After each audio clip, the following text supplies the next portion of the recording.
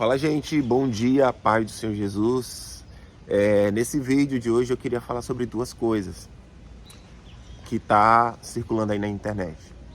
Primeiro, sobre o caso do Emílio Zurita e o repórter da Rede Globo, que é homossexual.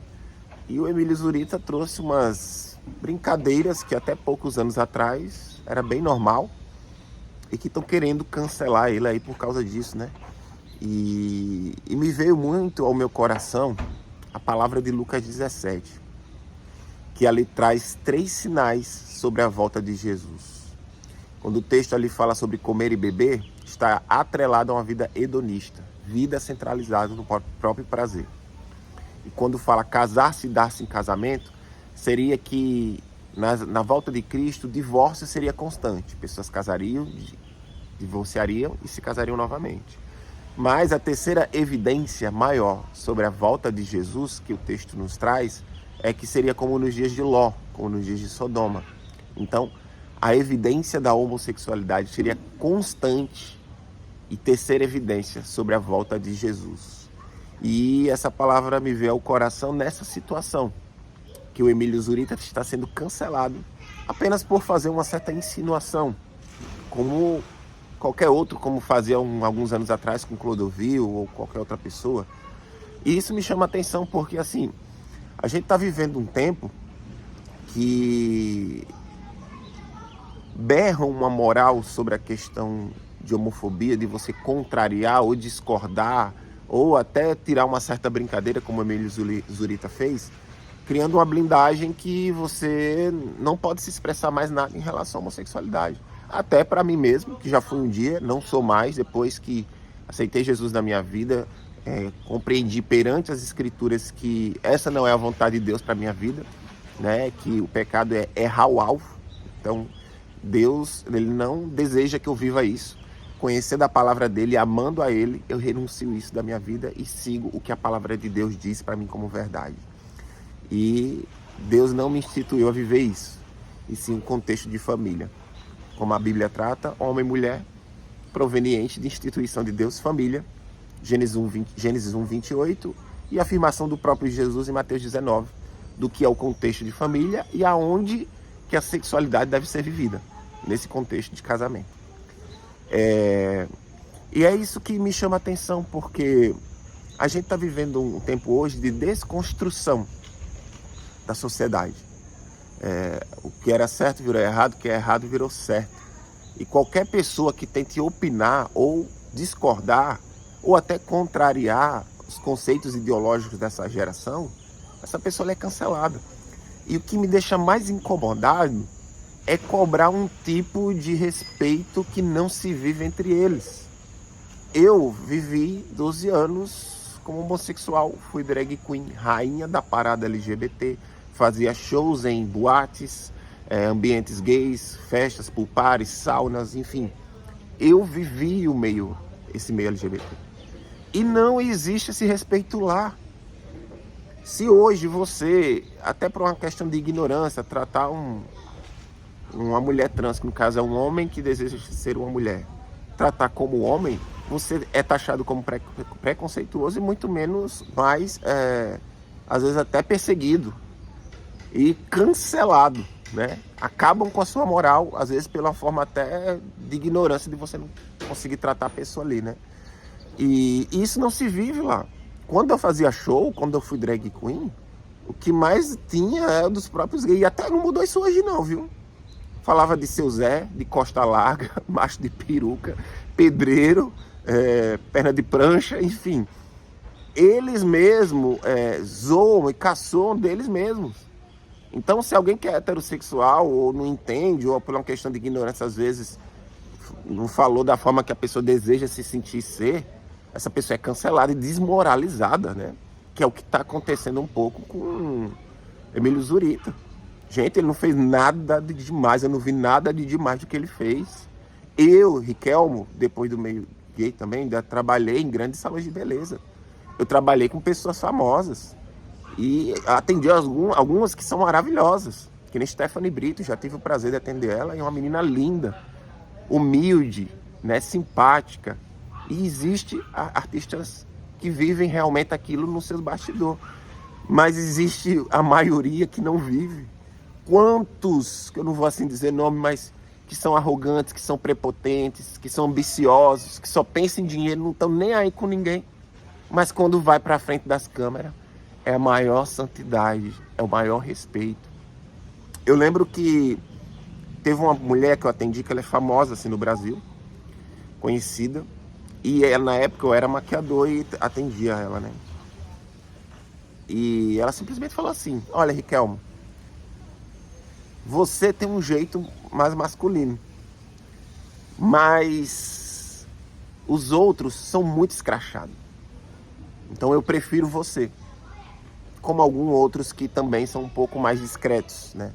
Ou seja, ela quis dizer o seguinte, que a maioria dos artistas, eles não aceitam verdadeiramente, toleram muitos homossexuais, muitos que são afeminados, crachados, ativistas ou qualquer outra coisa mais. Então, existe uma falsa aceitação, que nem os próprios homossexuais vão aceitar você. Porque cada um vive o seu próprio ativismo, o seu próprio senso de verdade e realidade. Se você é muito masculino, você é muito padrão, muito Barbie, que geralmente chamava isso, que os homossexuais que são mais corpo de homem, mas com um jeito mais homossexual, que eram os homossexuais de The Week, pelo menos na minha época, né? Se você é muito gordinho, peludo, você é ursinho, ou vice-versa. Então, existe essa competição e essa falsa aceitação. Você nunca vai ser aceito. Você sempre vai ter que estar se moldando, se construindo a imagem e semelhança de uma ideia, de um movimento, para você se poder ser aceito. Opa! Posso passar aqui? Claro, pode sim. Então você vai precisar se moldar a ideia de um movimento para você poder ser aceito. Porque no mundo LGBT, ou você tem beleza, ou você tem dinheiro, e você tem que ter algo que chama atenção sexualmente falando, né? Então são 3 atributos que, se você não tiver nada disso, você é apenas mais um, né? E o mundo também é dessa forma, né? As pessoas priorizam apenas a estética, o financeiro e o sexo. Se você não oferecer nada disso, você vai estar sozinho. É basicamente isso. E todos esses atributos é semelhante à volta de Jesus, como nos dias de Sodoma. Sodoma era uma cidade imoral sexualmente, era uma cidade que não tinha, não era hospitalar com as pessoas, hospedeiras, né? De receber as pessoas que eram hostis, pessoas que eram más, pessoas que acho que difamavam, pessoas que não ajudavam o próximo. E foram motivos que Deus destruiu aquela cidade. Então, a gente está vivendo os dias de hoje. As pessoas não têm mais amor ao próximo. As pessoas não desejam bem mais para o próximo, apenas para si. O hedonismo, a vida centralizada no próprio prazer. Se a minha vontade está sendo feita, está tudo bem. Se eu estou sendo contrariado, eu viro o Satanás, o inimigo. Ninguém presta, ninguém me serve, ninguém faz nada. Então, as pessoas hoje estão mais egoístas, pensando apenas em seus próprios objetivos, mas não pensando no próximo, não amando ao próximo. Por isso que o maior mandamento é qual? Amar a Deus sobre todas as coisas. É amar a Deus. É você abrir mão de você mesmo e amar os princípios de Deus. Por isso que Jesus diz em João 14, 21, que aqueles que dizem que me amam, seguem a minha lei, a minha vontade.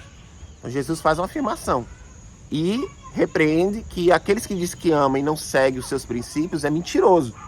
Jesus diz isso.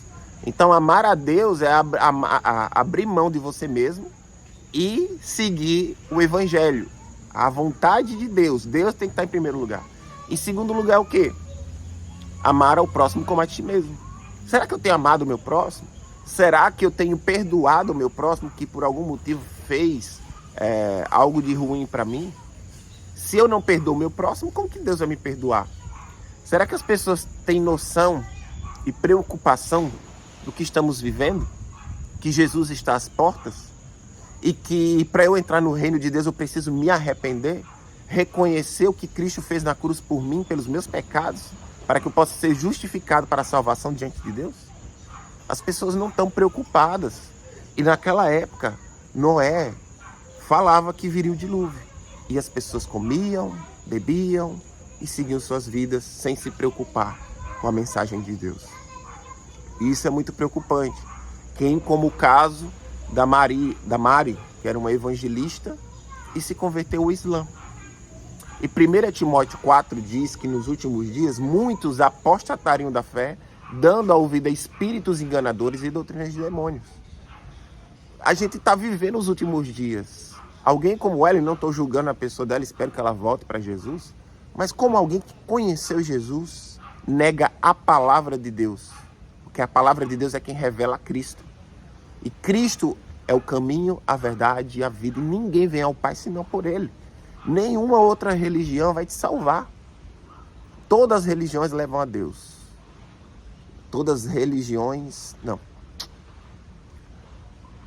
Só Jesus quem salva. Só Jesus que te justifica diante de Deus. E foi Jesus que em morte de cruz olhou para você e deseja te salvar para a vida eterna. E com isso é muito estranho alguém que um dia até então conheceu de Jesus, de Deus, da palavra, e apostatou ao que se parece. Espero que não, espero que se converta. E a palavra de Deus se cumpre em todo o tempo do que está acontecendo nos dias de hoje. Muitos apostatariam da fé, dando a ouvido a espíritos enganadores e doutrinas de demônios. Teologia inclusiva. Lana Hold, esses outros aí que são, não vou lembrar o nome de todos, que são da igreja inclusiva, deu a ouvido a espíritos enganadores. Tem um testemunho de um pastor inclusive aí que disse que escutou a voz de Deus dizendo que ele tinha que ser quem ele era, deixando a sua esposa e filho e vivendo a homossexualidade. Gálatas 1:8 vai dizer o quê? Ainda que eu, Riquelmo, você, um anjo do céu que vos desça e pregue um evangelho diferente do que vos prego, que sejas anátema. Anátema é maldição. Então qualquer coisa que eu prego que não seja a palavra de Deus e se afirme na palavra de Deus, é maldição na vida de uma pessoa. Então como que ainda que eu escute uma voz falando que eu devo contrariar a palavra de Deus e fazer o que o meu coração diz ou almeja? Que aí é que fala a palavra, o nosso coração ele é enganoso. O meu coração me levar à carne, eu estou em pecado, em caminho de condenação. Homossexualidade, gente, não se afirma nem justifica na palavra de Deus. Antigo Testamento, Levítico 18:22, Novo Testamento, Romanos capítulo 1, 24, 27, 1 Timóteo capítulo 1, do versículo 10, 1 Coríntios capítulo 6, do versículo 9 ao 11, que ali deixa claro que pessoas que viveram homossexualidade, efeminados, no grego asenokoitai, malakoi, ativos e passivos, foram mudados pela graça de Deus. Ou seja, a Bíblia tanto condena e não permite viver a homossexualidade em seu contexto sexual, tanto quanto a Bíblia fala que houve homossexuais mudados por Deus na cidade de Corinto. Então, ou seja, a Bíblia é contrária e ainda fala e afirma que houve pessoas mudadas nessa área pela graça de Deus. Ou seja, houve mudança de comportamento, arrependimento, vida de santidade de pessoas que caminham com Cristo. E homossexuais foram mudados por Deus nessa área. Então daí compreendemos que a palavra é contrária à homossexualidade, contrário às coisas que a gente está vivendo nesse mundo, falta de amor ao próximo, briga, contenda. Se você abre a internet, eu estava amanheci triste hoje. Eu abri a internet, gente, só contenda, só problema, só divisão, um povo se xingando na internet, falta de amor com o próximo. E eu falei, meu Deus do céu, o que a gente está vivendo nesses dias de hoje? Você não vê mais as pessoas se amar, as pessoas só se odeiam. Isso eu estou um pouco triste hoje, não vou mentir não. Mas Deus é fiel e a sua palavra é fiel. A palavra de Deus está se cumprindo. E a palavra do Senhor diz, como João Batista, considerado o maior profeta, arrependei-vos, pois o dia do Senhor se aproxima. Busquem a Jesus. Não percam seu tempo com as coisas desse mundo, não. Porque a palavra do Senhor vai dizer que céus e terras passarão, mas a minha palavra, ela permanecerá. E precisamos buscar Jesus, a nossa salvação. Porque essa deve ser a nossa prioridade. Porque tudo nessa vida passa. Beleza passa. E quem vive na homossexualidade, sinto muito dizer, que a velhice, quando chegar, vocês vão sofrer muito. Porque o homossexual só é valorizado enquanto ele tem beleza, enquanto ele pode oferecer alguma coisa. Porque depois que está velho, eu tenho vários amigos que, infelizmente, estão sofrendo com depressão, solidão e uma vida muito vazia. E o que eu espero e eu desejo é que Jesus entre na vida deles e traga transformação na vida deles. Porque Jesus é o único que traz a verdadeira alegria, a paz que excede todo entendimento, né? A salvação, a completude. Porque eu vivi todos os prazeres do mundo e eu sempre acordava vazio pensando o que eu ia fazer depois. Uma vida de prisão, cárcere. Mas depois que Jesus entrou na minha vida, eu posso amanhecer triste, mas me sinto completo, sabendo que Jesus está em mim e eu sou uma nova criatura diante de Deus. Que Deus abençoe.